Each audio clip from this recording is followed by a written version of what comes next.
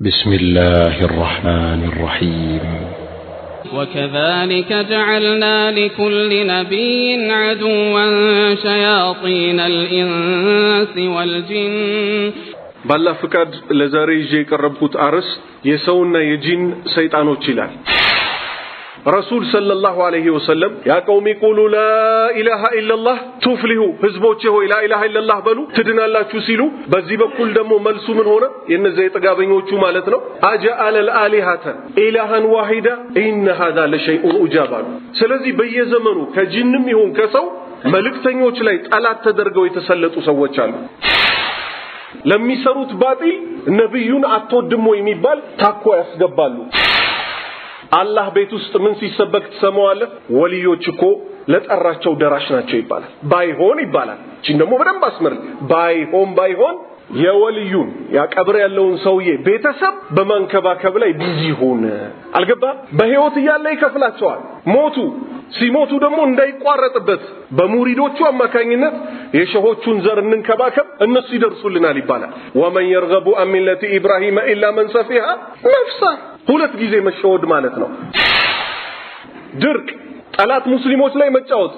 እየታየ ነው አይደለም አሁን ያለው መድኃኒቱ ምንድነው ስትላቸው ወደ መድኃኒቱ አይመጡ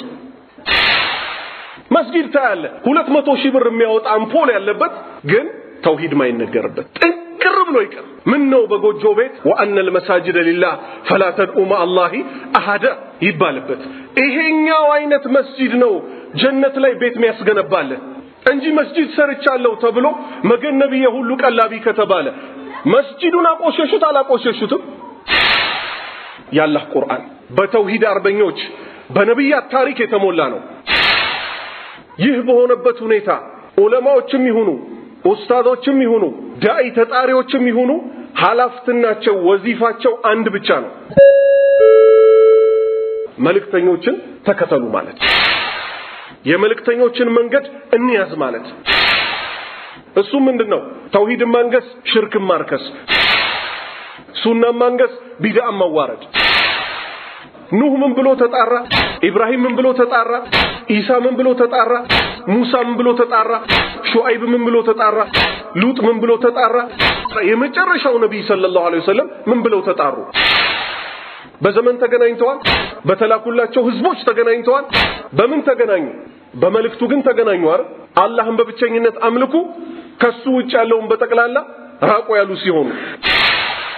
አደበቢስ ቡልሃ እንደኔ ቢኖራል ነአም ቡልሃ ነው አይደለም